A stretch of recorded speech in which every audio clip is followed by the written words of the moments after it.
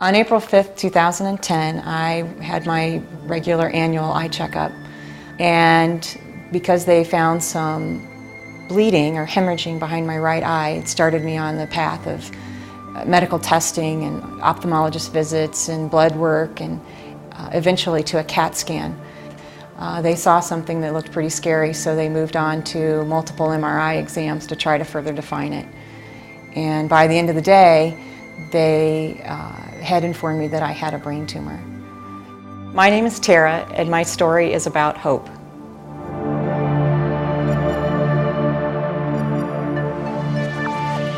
I have had faith most of my life, and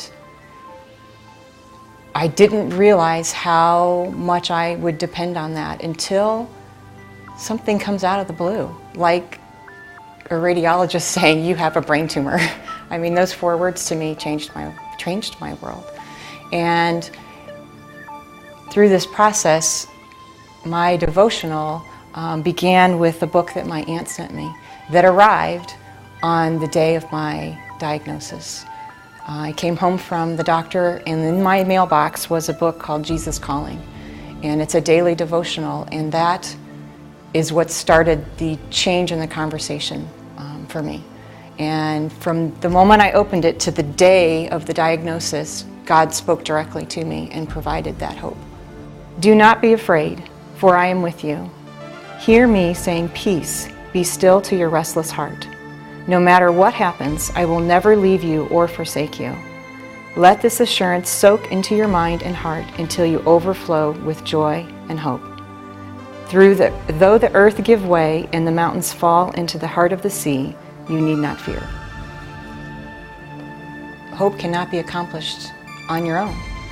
Hope is provided in your faith, and it's provided in God's grace and the gift of His Son.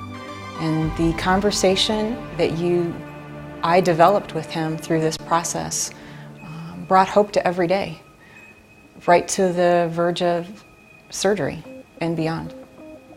I think hope is critical for every day because, for me personally, you are operating every day, getting things done, working, your mother, volunteering, your wife, and sometimes hope goes by the wayside because you're so wrapped up in everyday things. Hope for me became critical because all of that hit a brick wall when I was diagnosed with a brain tumor.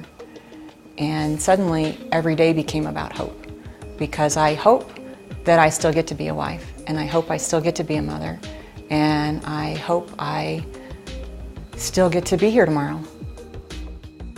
Before the diagnosis, I think I took faith for granted. It was so much a part of who I was and how I thought I was living my life that it became part of the routine.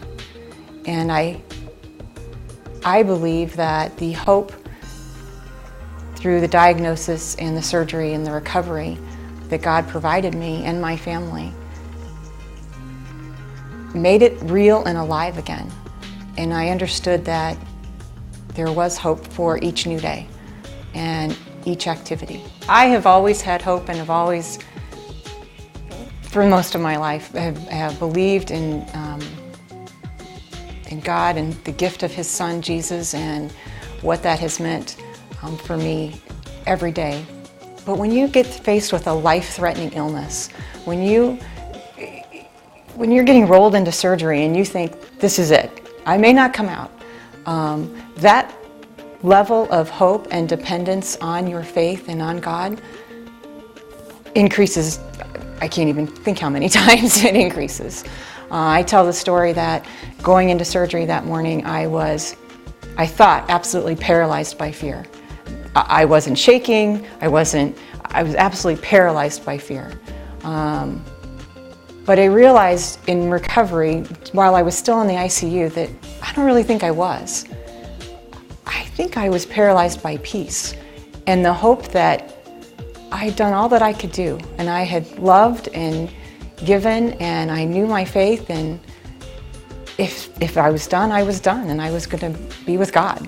And so it just took that sharp of a turn for me, that suddenly every day was a gift.